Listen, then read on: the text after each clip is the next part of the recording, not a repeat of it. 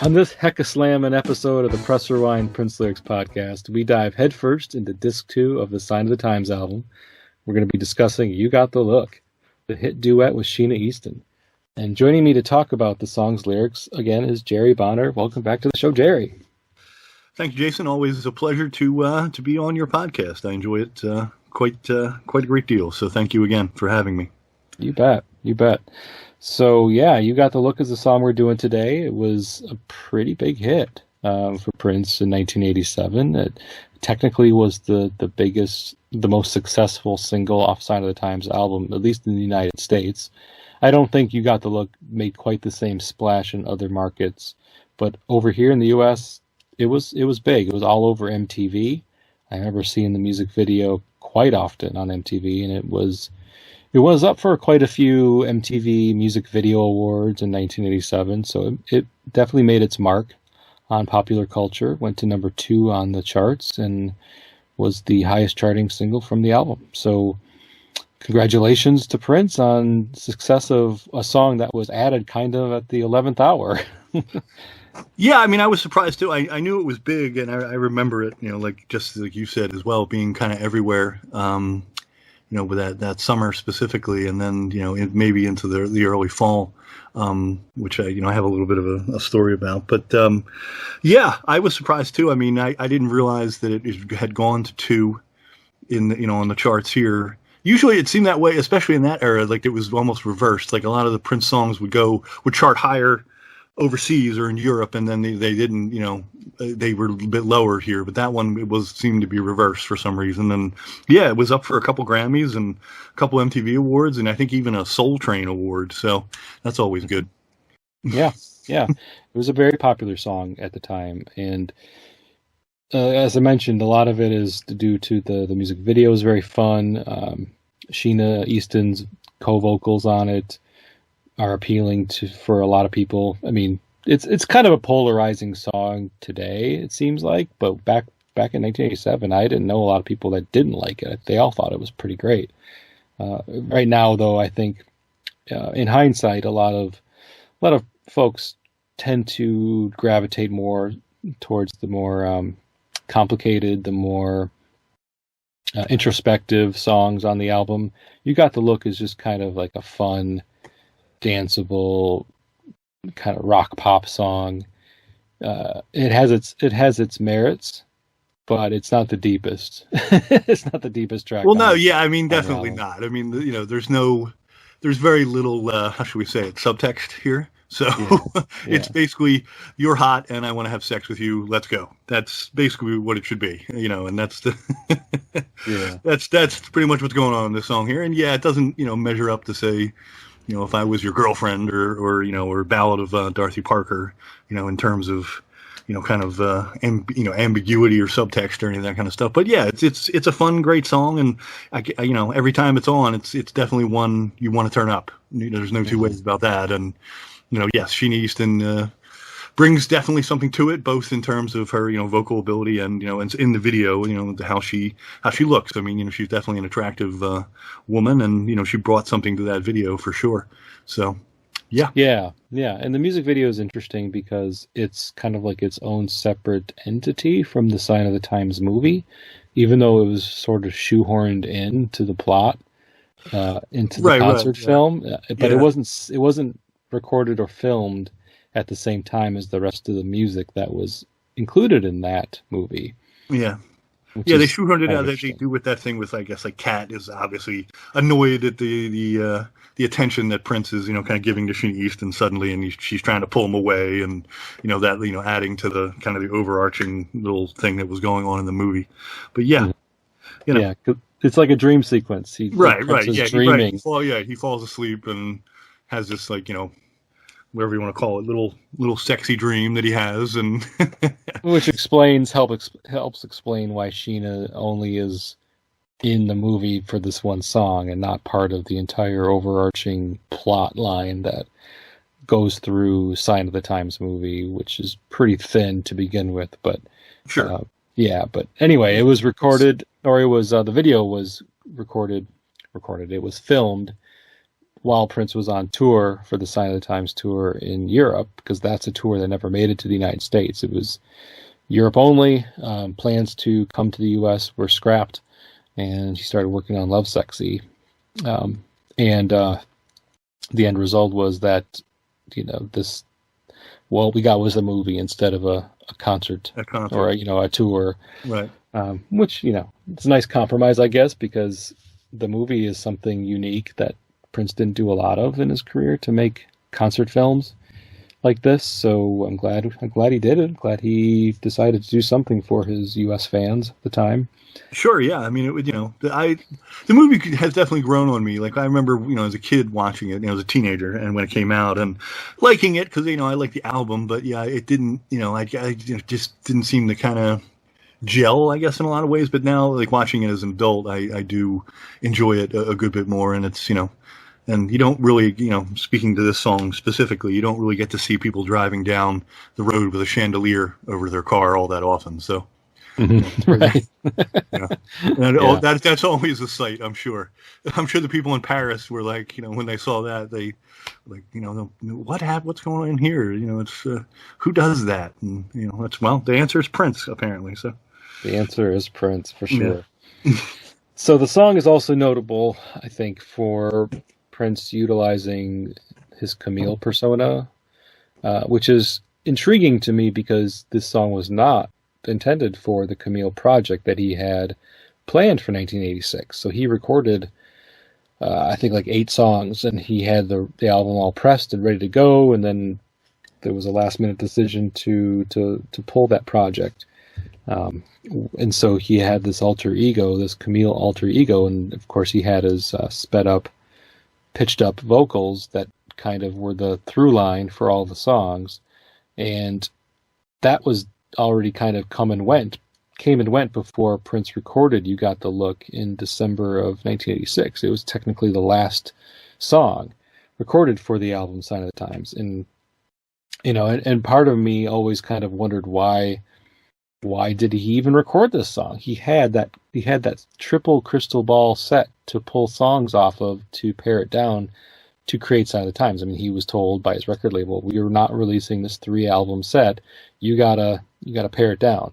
So he had obviously more than enough songs to make a double album without having to record anything new, but he felt, I guess, compelled to get back in the studio and knock out one more song to put on the final configuration of Sign of the Times, and that ended up being You Got the Look. This is the only song that ended up on the album that wasn't already part of the Crystal Ball project, which is kind of a unique little footnote for this track.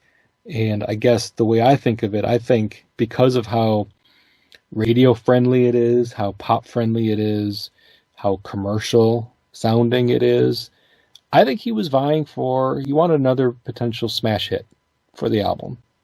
That's my theory. Of course, it's not substantiated by any kind of facts or anything, but that's kind of my thoughts on that.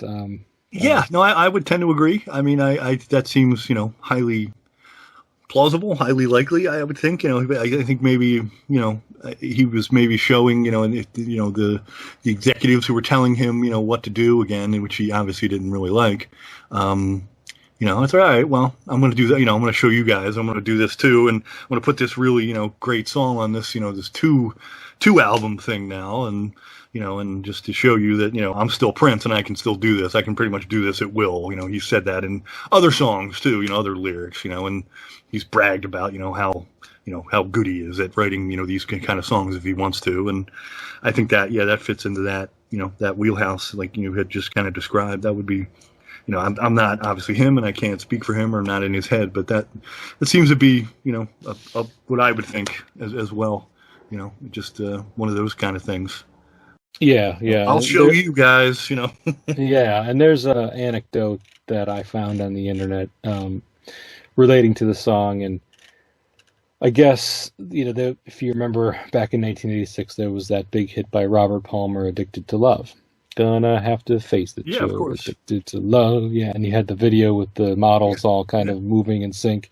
So that has a very, I would say, kind of somewhat similar distorted guitar sound to it. like the crunchy, distorted guitars, and it was a pop smash for Robert. And allegedly, how the story goes, and I'll just read the quote. A friend of mine, this is Prince. This is a Prince's quote. A friend of mine used to jump up and dance whenever Robert Palmer's "Addicted to Love" came on. As a test, this song was recorded. This song, meaning "You Got the Look," was recorded to find out if the friend would dance to a similar groove or just chill because it wasn't a hit. Sure enough, the friend didn't like the song until it ended up in the top 10. So I think there you go. Yeah, a little bit there of you go. That pretty much solidifies that whole. I want to make a hit song. I wonder who the friend was, but yeah, sure. He doesn't say. Does make you wonder though. It does. But yeah, so he basically recorded it to make a smash hit, yeah. And any parallels that you hear to "Addicted to Love" are intentional. Yeah, no, that was another song. I mean, that was everywhere. I mean, it really was. You couldn't turn on the radio or the TV without seeing something of it. It's for a couple months there, it was one of those type of songs where, I mean, again, it was just everywhere. So it certainly was. And then how originally it was also intended just to be a Prince song. Like, he didn't write it with Sheena's vocals or even anybody else's vocals in mind. It was originally written to just be a solo Prince song. But I guess he ran into Sheena because, of course, he had written her a big hit back in 1984 with Sugar Walls, so obviously they knew each other. And they met at Sunset Sound Studios in California, and he just like, hey, you want to come over here and record some backup vocals or some co-vocals? So she agreed, and the rest is history, I guess. The rest is history. Yeah, it wasn't intentional; it just kind of happened. Sometimes those happy accidents are for the best, or work out to your great advantage. And this that definitely in this case, I think she definitely brought a lot to the song. I mean, I don't think it's not to say it wouldn't have been a hit without her, but I think it definitely helped in a lot of ways. So yeah, agreed. Especially since a lot of the lyrics kind of speak to a push-pull dynamic between man and woman. We're going to talk about the World Series of Love, right? Exactly. So it really makes sense to have another vocal on it, a woman vocal. And of course, that kind of re-sparked the collaboration that Prince and Sheena would have for the next few years, with him writing songs for a future album of hers, and including the song 101, which was a great song. And then of course, The Arms of Orion, which was a duet between the two of them on the Batman soundtrack in 1989. So this wasn't a one-off either. It's not like they collaborated again in late 86 for this song and then never saw each other again. There was this continued their professional relationship. No doubt. I had found, I mean, in doing kind of background for this, podcast, I had always assumed that they were dating at some point, but Sheena emphatically kind of denies that they were just friends. And, there was, but it seemed like they had something, I would have thought, but just knowing, Prince's reputation, in that realm as well. So, yeah, but she denies that they ever had any kind of real relationship beyond professional. Mm-hmm. So, I don't know. Who knows? Yep, I've read the same thing. So, yeah, that's interesting. And the other thing I wanted to bring up with this song, we already talked about kind of the distorted, crunchy guitars and how that makes the song kind of sound unique and gives it its own unique spin. But we also have Sheila E's timbales to thank for its unique sound. That is kind of a thing that Prince really didn't incorporate a lot into his music, was that kind of Latin flavor, which over a very non-Latin sounding song, it just adds some unique elements to it from a musical standpoint. So combine Camille vocals, Sheena Easton, you've got timbales, you've got distorted guitars, you've got the Lynn drum machine, and you've got some really kind of interesting lyrics with a lot of slang, a lot of 80s slang. Yeah, sure. Makes for a nice time capsule song in Prince's career.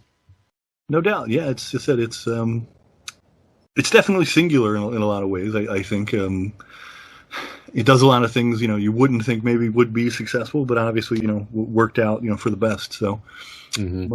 it's definitely a weird amalgamation of things, and and you wouldn't particularly think that maybe they would go together. Maybe they wouldn't be two great tastes that taste great together, kind of thing. But they clearly were. Yeah. So the song starts out after a little bit of music. We get the first vocals you hear is Prince/Camille kind of whispering, "Here we are, folks, the dream we all dream of. Boy versus girl in the World Series of Love. Tell me, have you got the look?" So it's just interesting the way he whispers it and not sings it, or I mean, it's a whisper spoken intro. So, but he is not just speaking it clearly out loud. It almost sounds a little bit sinister in some ways, like he's I don't know. Well, yeah, It's it's just like he's interesting. sharing a secret with you, or like kind of like getting you on the sly in a sense, like telling you maybe something he doesn't want to tell everybody else for some reason, or you know, Yeah, that's yeah, the way I interpret it. At least it's or exactly. and yeah, of course, then that's the I remember the first time hearing this song and back in the day, and that World Series of Love obviously stuck with me. To hear that, and it's like, okay, that really it's a kind of interesting little lyrical, turn of phrase that, obviously made me, kind of smile and think, oh, because I played, baseball in high school and up and through, my college years. So him making that reference to, adding baseball to this kind of song made me, I was like, oh, maybe appreciate Prince a little more, than I already did, which was quite a bit. So that's quite a Hmm. little bit of a feat there, I would think. But yeah, that World Series of Love, obviously stuck with me. I've used it myself. Still to this day, sometimes I'll throw it out there just for fun. So because it's Yeah, just a cool little phrase. yeah, and a couple things about that line is one, the his hometown team, the Minnesota Twins, ended up playing in the World Series that fall in Yes, they did. Yeah, 1987. yeah, So yeah. I don't know if that was kismet or if he had some sort of luck going on there, but yeah, they ended up in the actual World Series. And the other thing about calling it Boy versus Girl World Series of Love is that it kind of implies that there's some sort of battle going on, like there's some competition. And it's, I don't know, it's just like when you're thinking of a kind of a fun relationship song, it's like, what is the competition? Like, I don't quite understand what they're competing for. Um, I don't know. It's just an interesting way of thinking about trying to pick up somebody at a club. You don't normally think of it in the terms of like a competition, unless you're competing against other men for this woman's affection. But that's not what he says. Yeah, no, it's obviously boy versus girl here, and um, yeah, I mean, I completely agree with you. Obviously, a good relationship shouldn't be contestuous, or it shouldn't be a battle. Right. But there are a lot of relationships that, I mean, you look at couples and it's like, how are these people still together? They argue constantly. It does seem like that, boy versus girl, kind of a dynamic. And, I don't quite understand that, and, never wanted to be in any kind of relationship like that. But there are a lot of people who are. So there you go. Yeah. But apparently, it's the dream we all dream of. So, Well, not really, but yeah. Maybe according to Prince, it is. yeah. Maybe he liked it that way, but I can tell you that I sure don't. But yeah, No, neither do I. All right. So then the first real verse after that little spoken word intro, we get Prince singing. You walked in, I woke up. I never seen a pretty girl look so tough. You got that look. Color you peach and black. Color me taken aback. Crucial. I think I want you. Okay, so like right off the bat with the whole you walked in, I woke up. I get the imagery from the movie, which of course I did not. Well, not of course, but I did not see the Sign of the Times movie when it was released in theaters in 1987. I think it had a pretty limited run. My small town theater definitely did not carry this movie for any amount of time. yeah. It only What's ran. I would say it ran in Philly, and back then that was real. That was quick. It was maybe 2 weekends, like 2 weeks, and then it was out of theaters. It wasn't like everywhere, like a big release. Typically, I mean, Yeah, it was kind of. I think after Under the Cherry Moon, obviously didn't do so well. I think maybe a lot of theaters and the movie company themselves was probably not super primed to put this out there, or didn't get the marketing push that something you think that Prince, a star of Prince's caliber would. It was kind of like almost slipped into theaters and kind of slipped out pretty quickly. So yeah. But one thing that it did do is Prince liked a lot of like to put some literal imagery into his music videos. And what he does in this song, and thankfully the music video, which was pulled right from the movie, kind of shows Prince nodding off there in his dressing room chair. So you're instantly kind of taken or given the concept of this being a little bit of a dream. So sure. Yeah. You walked in, I woke up from the dream you were having, woke up from kind of being in a stupor or daze, because now I'm seeing this beautiful woman that has just kind of like opened my eyes, so to speak. So it can be considered literal and also figuratively. I woke up, Well, yeah, you came in the room and you got my attention. I mean, you're so beautiful, so gorgeous, so whatever, and in the term that I couldn't help but notice you. It does, boom, I'm instantly attracted to you, and there it is. So yeah. And so he tells, or he's telling us, I've never seen such a pretty girl look so tough, which I thought was always kind of interesting as well. Like the whole kind of gave me vibes of like this tough chick. And when I think of, at least back in the day, like the tough girls were like the punks or the rocker chicks, the ones that had the leather on and looked like they would, whip out a switchblade if you said the wrong thing to them. Sure, yeah, they would punch you in the face as soon as or better than kiss you or something like that. yeah. Those are the tough most girls certainly. That I thought of, but that's not really the image we get of Sheena Easton in the video. She doesn't come up. I mean, so tough could just be an attitude. But yeah, she definitely doesn't look tough. Yeah, so it's not so much. I don't think it's necessarily so much about her look or like with the things that she would do. It's more about just kind of maybe just a bit of an attitude. I was just gonna say that it's more. She does in the video even does project that kind of aloof attitude. Maybe that kind of equating that in a sense. She seems very kind of not into all the attention that Prince is kind of laying on her in the song and video. So yeah, I think maybe we can equate it that way. Her attitude is more, that of being tough or putting up like a defense in a sense. Yeah, for sure. Because there's lyrics further in the song that really kind of corroborate that theory. Sure. Then you've got the reference to Peach and Black, which of course kind of usurped purple for a while there, and in the Prince world as being the signature colors. It certainly were the signature colors for the Sign of the Times era. So there wasn't purple everywhere anymore. Now the whole color scheme and aesthetic that he was projecting was peach and black. But this is really the first reference of that. So I think it's something that maybe he came across or thought of kind of late in the game, like when it was still Crystal Ball really wasn't a thing. But then when he wrote this song and he started maybe thinking of new direction for the album, he was in the midst of paring it down. It's like, I've got to come up with something else. And maybe he really liked the line here and like, yeah, peach and black. So those are going to be my colors. That's going to be the way that we go from an aesthetic standpoint for this album. I mean, he wanted his concert goers to wear peach and black to the Sign of the Times on the Sign of the Times tour in Europe. That was one of the things. Wear peach and black to the shows. Not that it was mandatory, of course, but he was trying to encourage. Like, we'll turn away anybody who. Yeah, can you imagine that? Yeah, that would have been a fun show. Yeah, turning away people who are not wearing peach and black.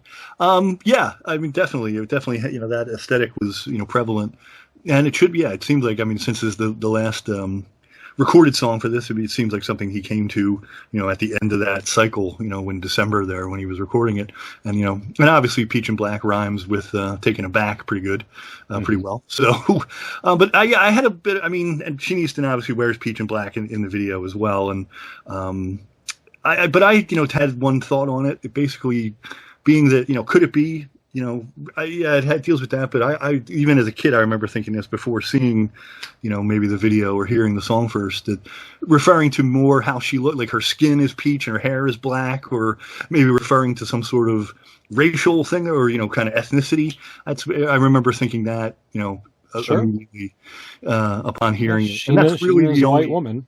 Yeah, right. And I mean, she didn't have black hair, but I mean, obviously, that.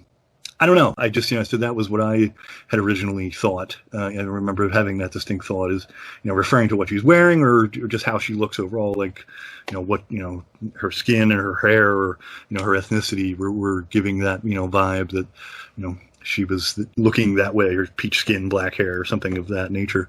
So Yeah. that's, Or just like black clothes or something like that. right, Yeah, right. for sure. For sure. Yep. Um, that's absolutely valid. And then the last line, crucial, I think I want you.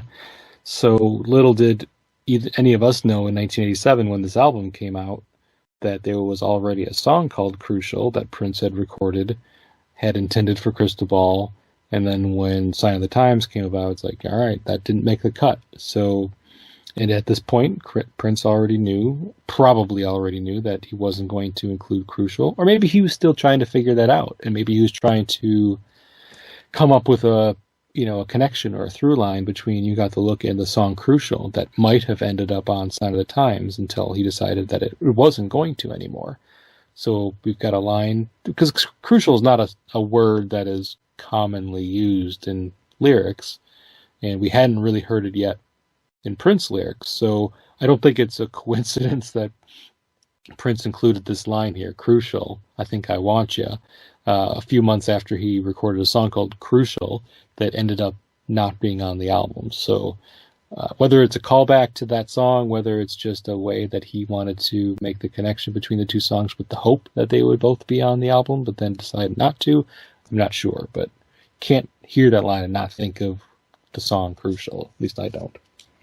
No, I completely agree. And again, yeah, it wasn't anything that you would hear normally. I mean, it wasn't like a slang word. You walked around in your high school hall saying, crucial. I mean, you would think it would be, something maybe, you would hear maybe in like an 80s movie of that time, like, people would use, words to mean, something else out of it. Totally tubular. I think I want Yeah, you. that's right. I mean, that was, what the hell does that mean? Nobody, I still to this day, I have no idea what being tubular means, quite frankly. Exactly. And so yeah, um,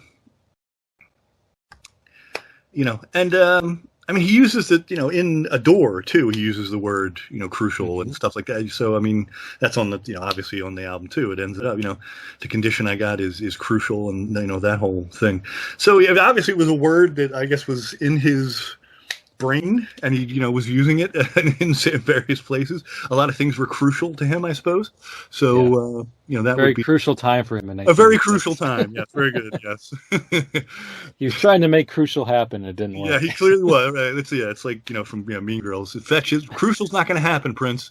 Nope, Stop trying to make it happen.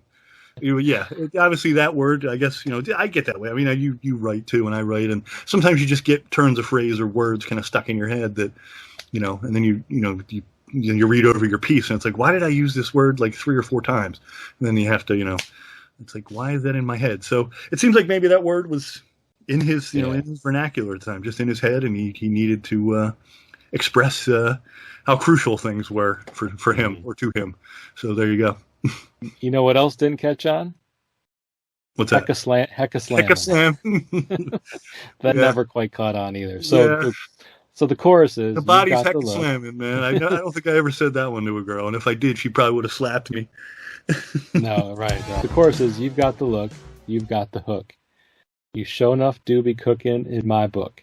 Your face is jamming, your body's hecka-slammin'. Love is good, let's get to ramming. You got the look, you got the look." Okay, so the chorus is a little silly. let's just put it out there. It's a little silly, and it's silly for the reasons, like for the addition of hecka-slammin' instead of just saying hella-slammin' or slamming, because he had to add those extra syllables to make it work.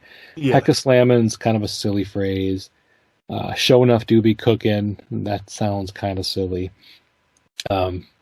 to use ramen as a crude euphemism for sex. I mean, I don't know, just the whole thing. It's easily sung. You can easily sing it along to it. There's a lot of simple rhyming going on, jam and slam and ramming. Yeah, yeah. That's what But that seems to be more the thought. I think more than we're I trying should to. hope so. Yeah, it's more about the rhyme scheme and how it sounds. Like when you're singing along to it, it's not again. As I said, it's this song's about hey, you're hot. Let's go have sex. I mean, really, it's that simple, and that the chorus crystallizes that more than anything. Yeah. So Bass is jamming, so we have to use love is context good. clues. Let's get around. Yeah, Context clues tells us jamming in this song means she's gorgeous. She's really Sure, hot, yeah. beautiful.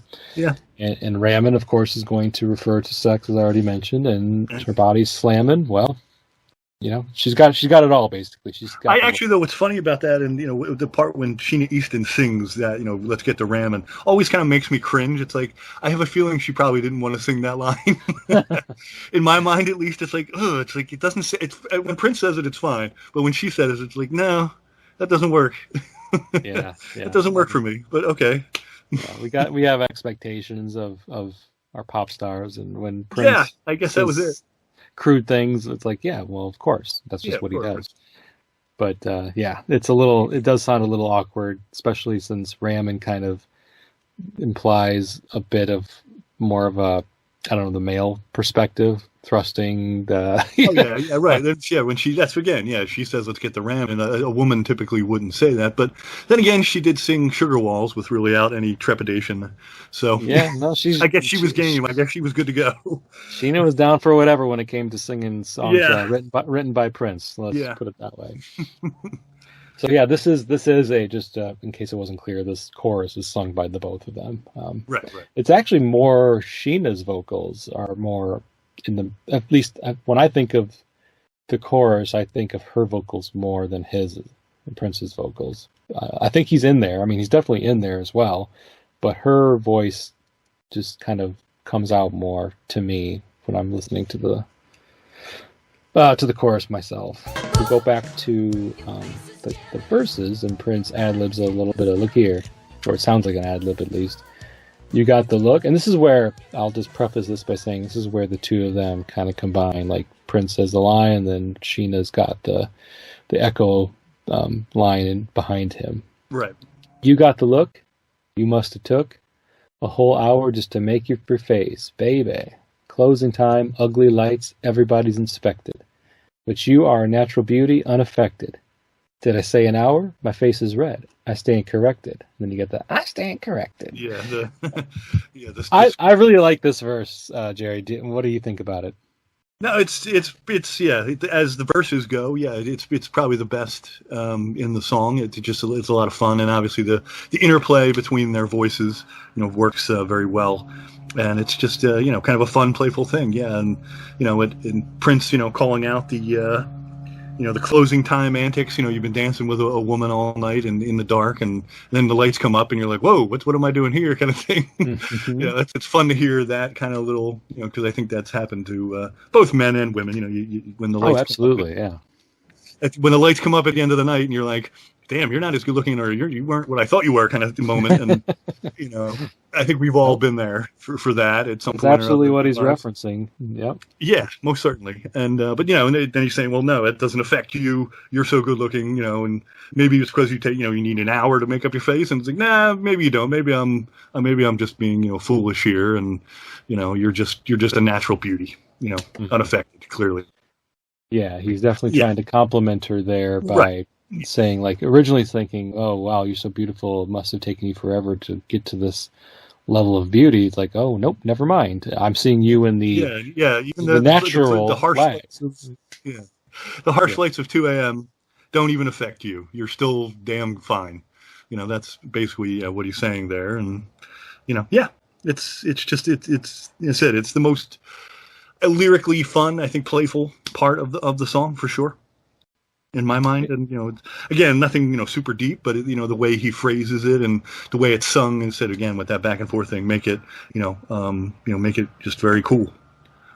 Yeah, I like it's to me it's pretty clever. I think it's a very clever way of just kind of pushing forward the concept or the theme of the lyrics, which is a man and woman meeting in a club and their interplay, the kind of the dance that they do, not necessarily the literal dance, but like the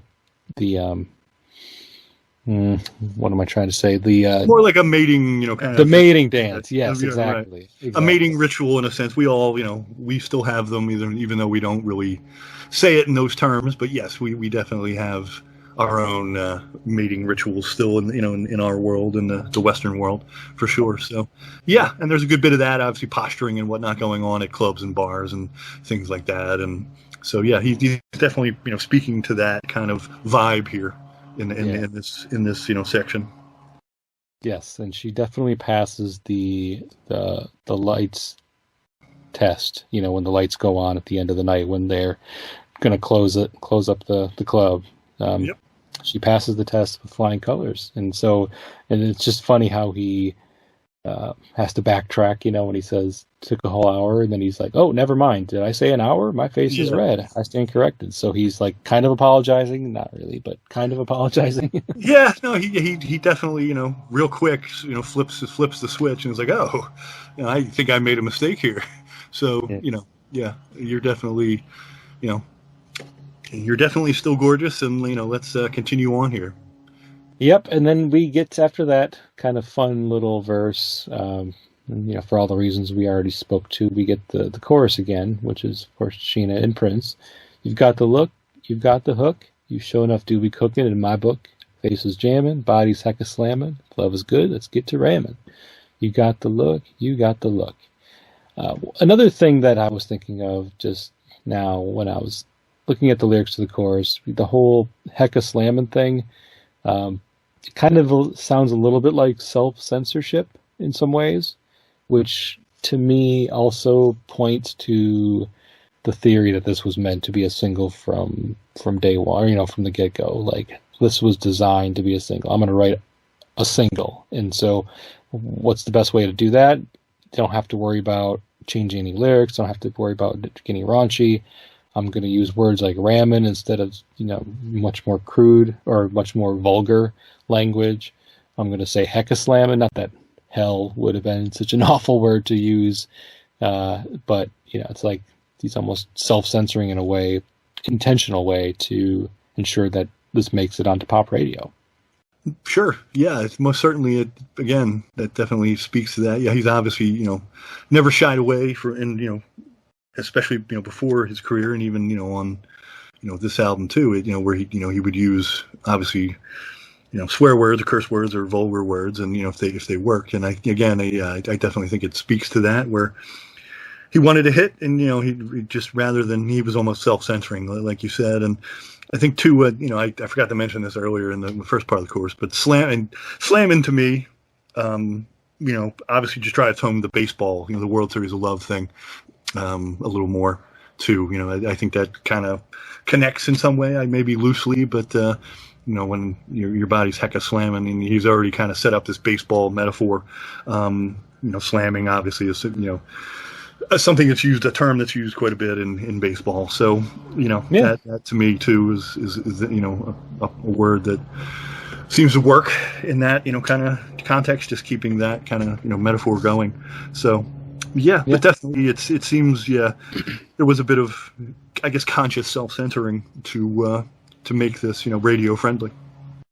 Yeah, and also I think there's a bit of conscious use of kind of hip hop slang or urban slang, using words like jam and slam, and sure, maybe to start to incorporate some of the slang that he's hearing, on the radio, with some of the more hip-hop and rap songs that are starting to bubble up and become popular, like Run DMC songs or Houdini or whatever, and some of the R&B acts that were kind of straddling that line between R&B and hip-hop, and incorporating some of that language into his music. The song doesn't really go there, but the incorporation of that just speaks to more of like a youthful and or gives the vibes of like, this is a song that's intended for the youthful-minded, those who are into, cutting-edge urban music or cutting-edge hip-hop music. I'm Prince. After my last album was very avant-garde in some ways with my orchestral strings and my black and white movie, but hey, you know what? I can appeal to modern audiences. I can appeal to non-rock audiences. I can do that too. And here's some examples of that. It definitely has that, vibe to it as well, for sure. Mm-hmm. And all those songs. I mean, hip hop was, rap hip hop definitely was starting to creep its way into, the upper echelons of the top 40 at that point as well. So, being kind of the musical polyglot that Prince was, I'm sure that didn't, fall on deaf ears with him. So that seems like, a reasonable conclusion there. Yeah, just a thought, just adding some of that language into his lexicon and into his lyrics just seems like a smart thing, or just I wouldn't say calculated, but certainly just something that intentional choice he made. All right, so then we go back to the kind of this same interlude that we had with lyrics before. Well, ladies and gentlemen, the dream we all dream of. Oh, please. Boy versus girl in the World Series of Love. The way it's done is pretty interesting. Like, the music kind of drops out and you just have, well, here we are, ladies and gentlemen, the dream we all dream of. And then we get, of course, Sheena's, oh, please. Boy versus girl in the World Series of Love. Slammin'. So this is always a little bit fun just because you get the interplay again between Prince and Sheena. And in the video, she kind of dismisses it because he's like standing up there acting like, he's God's gift to women, and he's got Kat fighting for him. He's got Sheena's interest, but she's also playing hard to get in some ways, and definitely not necessarily. I mean, she's intrigued by his character in the video, intrigued by him, interested in him, but also aware enough that he's pretty full of himself. And this, acting like this is the dream we all dream of, and I just like her, oh please, kind of exasperated. It's definitely a fun little kind of entry or a little addition to it. It's you're not so great, buddy. Just get on with your spiel here and let's go. Yep. Yeah. Get on with the wooing. Yeah, right. Do your little peacock dance and let's Yeah, that's essentially what it is. Not that impressive. Let's go and yeah. That's what it is. It's a peacock dance for sure. And in the video, he's wearing like this. A feathery kind of thing, yeah. Definitely. Exactly, this big furry, feathery jacket. Coat or whatever it is, yeah. So even the physical attributes that he portrays in the video match that. There's definitely a bit of that, yeah, no doubt. All right, so then the next verse really isn't different. It's kind of a lot of the same lyrics that we've already got, but what we have is, again, Prince singing lead and then Sheena following up with the same lines, but just using it in first person instead of third person. So he says, you walked in, I woke up, you woke up, I never seen such a pretty girl look so tough, baby. You got that look. Yes, you do. Yes, you do. Color you peach and black. Color me taken aback. Baby, crucial. I think I want you. So those are all the same lyrics that we got. So really, again, it's just about the presentation and just about the fun interplay between the two voices. Yep, very much so. Yeah, it's just an interesting, retread of what we've already spoke about, but phrased a little differently, and you got more of the back and forth interplay between the two distinct voices. Mm-hmm. And then we go into the chorus again, which I won't read for a third time. I like hearing you say heck-a-slammin, though. Okay, your body's heck-a-slammin. All right, I said it. But what's cool about the outro, I always like the way the song ends, because he does repeat the line, here we are, folks, the dream we all dream of. He doesn't say boy versus girl World Series of Love again. He just says, here we are, folks, the dream we all dream of. And the image that kind of the wailing guitar and we're at this point, we know the song is ending. This is kind of like the outro, and they repeat, you got the look again.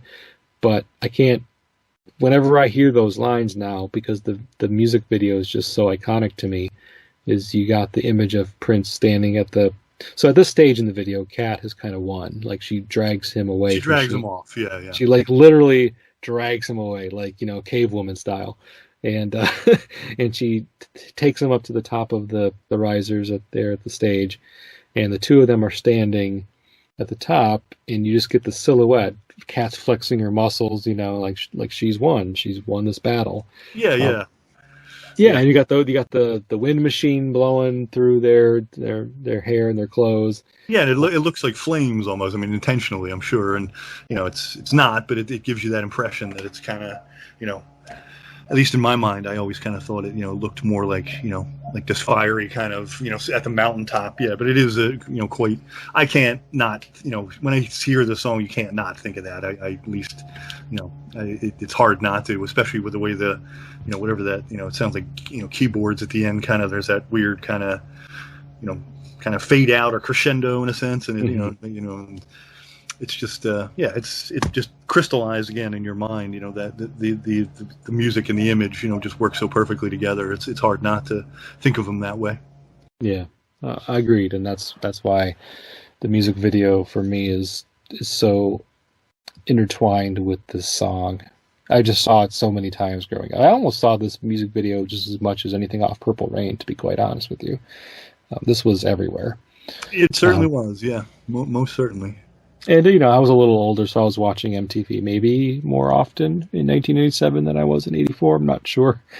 I don't remember. I mean, I was pretty much addicted to that channel for most of the 80s. So, yeah, it's just part of my childhood. And that's why, even though this song, for many, is not one of his strongest compositions from a lyrical standpoint, it's always going to be endearing to me because of how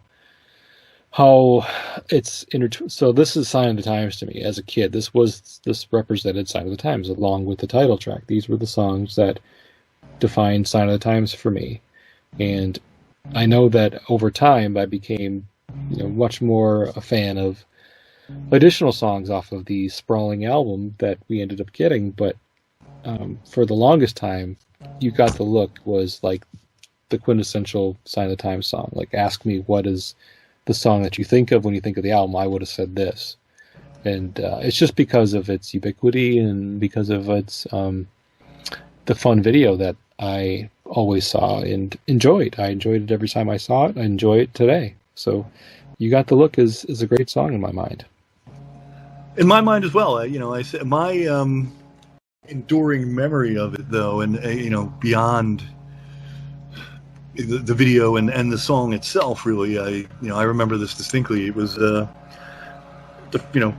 my first year my junior year, the first dance at our school. We called them socials. They had them every like the first Friday of every month during the school year, and the DJ played, and this is the first time I had heard it, the 12-inch cut, the longer look, the 6 minute, whatever it is, 6 minute, 14 seconds, or however long it is, version of You Got the Look, and, kind of being blown away by it, and just looking out. I remember it was like a movie shot almost, looking out over the crowd, and there's all these silhouettes of, just people, hands in the air, people dancing, that kind of thing.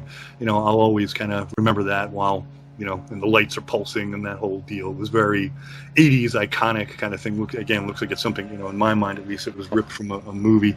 But hearing the extended version of the song for the first time was pretty cool too. I had no idea, there was such a thing, and at the time. So, hearing that in September of 1987, I believe, was kind of blew me away. And I was like, I have to find this longer version.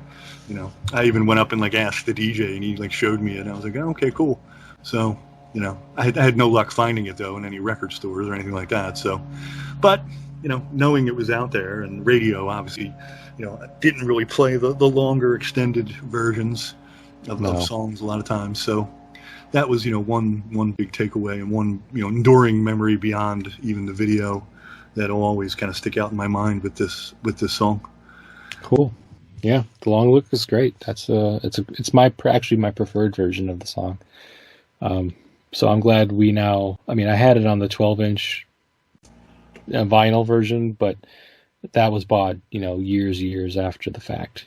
not in 1987. So Yeah, it I took, have it now too, but again, in the 1987, I could not find it. Like, and I would go to, Sam Goody or whatever, the big record store chains at the time, and they'd look at me like I had 12 heads, so, well, like yeah. we have this album. It's like, no, it's not that album.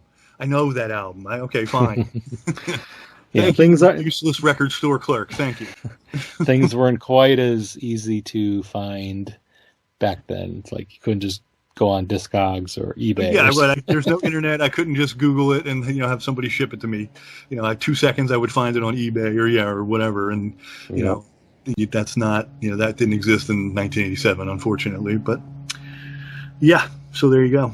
Yeah, and we have it now. Yeah, and another tangential kind of little story, I guess, is more about Sheena Easton. I remember this was a few years later when she put out. I guess it was like the early 90s when she put out the Lover and Me album and song. I think that there was I know that was the single. I'm pretty sure that was the album too. My father actually got to see her like live. And my father wasn't like, he was very kind of, how do you want to say, almost not quite the Reagan Republican kind of thing, but he was very much of that ilk. And hearing him like talk about how awesome she was, and like she played some corporate thing, and he did, not that he wanted to go, it was just like they had some corporate event, and I remember him talking about her like in these glowing terms, and how sexy she was, essentially, because she was really, especially for that album, seemed to be kind of really upping that ante a bit, and kind of sexing it up a bit. If I don't know if you remember the song or the video, but it's pretty it's definitely got that vibe. It takes it, and my father to sit there and talk in these glowing terms about Sheena Easton and how, how gorgeous she was and blah, blah, blah. And he even had like I don't know if they just gave it to him for free, but, gave him the cassette, and, he did, I was like, Dad, I mean, she has a great voice. Did did she sing any of her other songs? I mean, did she? And he's like, I don't know. He's like, I was just watching her. I was like, okay, Dad. Yeah. All right. So what are you doing on these corporate retreats or what's going on? Yeah. I don't, where were you going, with this? But yeah, just hearing that from him and talking about her in those terms, and, it just kind of drove home, obviously, a lot of what's going on. And, at least starting with, her collaborations with Prince and Sugar Walls. And then you got to look, and then I don't think Prince had any involvement in that, era of her career, but, she definitely took those small steps with Prince, and then kind of really upped the ante with The Lover and Me. And my straight-laced father was right on top of that. He didn't miss that either, and it was just funny to hear him talk about her like that, because he just typically didn't do that kind of stuff. So yeah. Mm-hmm. Yeah, I'm actually gonna Google The Lover and Me right now. I want to see what songs were on that one. Yeah, I don't think he had any involvement. Prince had any involvement with it, but it almost sounds like more like the two guys from the Time got kicked out of the Time, and Terry Lewis and Jimmy Jam. It sounds like it sounds like something of their production, because it sounds almost like a Janet Jackson-y type song of that, like that early '90s kind of vibe. Well, so here's the thing. So. Close, it was L.A. Reid and Babyface. Well, there you go. They were pretty much the same deal, yeah. But, yeah, they had a very similar style in many respects, but, kind of like the New Jack Swing style. But Prince that's the album that had 101 on it. So that was Prince. So he did have 2 songs that he wrote that ended up on this album, 101 and a song called Cool Love. The rest were mostly Babyface, and L.A. Reid. So there was some other songwriters, producers, but Prince had a little bit of. There you go. Yeah, see, I didn't realize that. But yeah. If you watch the video, it's definitely, it takes that kind of sexy vibe to the next kind of level as much as you could in that era. It's very. How should we say it? Grindy and sweaty a little bit, and got a bit of that going on, and yeah. I didn't. 101 I've only heard briefly, like here and there. But the other one, pretty good song. You should check it out. It's pretty good. And Cool Love, that one doesn't strike a chord or a bell in any way. So, yeah, There you go. I learned something new today. Cool. That's the whole point, right? Or, Yep. or not, whatever. I don't know. The whole point is actually to dissect Prince lyrics, but if you learn something along the way, then that's a bonus. Definitely. Okay, well, we have kind of reached the end of the song. Not much more to talk about in terms of lyrical content. Anything that you wanted to talk about beyond that? Anything else you wanted to say to the listeners, or are you good? I'm good. Yeah, I mean, I pretty much added my little anecdotes about Sheena Easton and my particular memories of this song. Being at the old high school dance type thing, and trying to at that point acquire the 12-inch version, which I didn't really even know existed until I heard it there. So only those two things really are the only things I would have to add. Okay. All right. Well, thank you. Thanks for that, and thanks for joining me again on this episode, Jerry. Thank you for having me, Jason, and it's always a pleasure, and I look forward to my next visit. Cool. All right. Well, thanks to the listeners. This has been the Press Rewind Prince Lyrics podcast. I've been your host, Jason Brenninger. You can find the show. You can actually follow me on Twitter, Instagram, Facebook, or follow the show on any one of those social media platforms. You can find the podcast on Apple, Spotify, Stitcher, iHeartRadio. It's pretty much everywhere. If you Google it, you can find the show, or you could either try to find it on pressrewind.net, my blog that I maintain. And I also have started to put episodes on YouTube. I'm not up to Sign of the Times yet, since I have to scrub the Prince music out of the episodes before I upload it to YouTube. YouTube has a problem with that? What? Yeah, shocking, right? It used to be just Prince who used to go through and strike people. No. It's I don't think everything's copyright strike. Yeah. It's like seconds after I uploaded my first time trying to do it with the Prince music, and it was like, nope, we detect copywritten music. You have to take this down. So it's like, all right. Yeah. YouTube's not they've become very how should we say it? I don't know.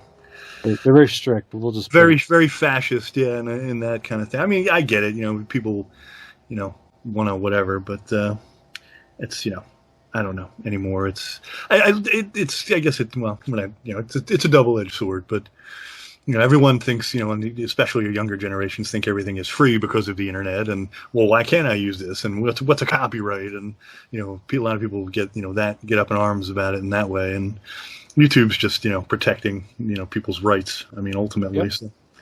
Yep, you got to play the game. So you got to play the game, man. I'm playing the game. I'm scrubbing Prince's the music that I insert into the episodes before I upload. So it just takes a little bit longer to get those up. And since I also just recently started doing that.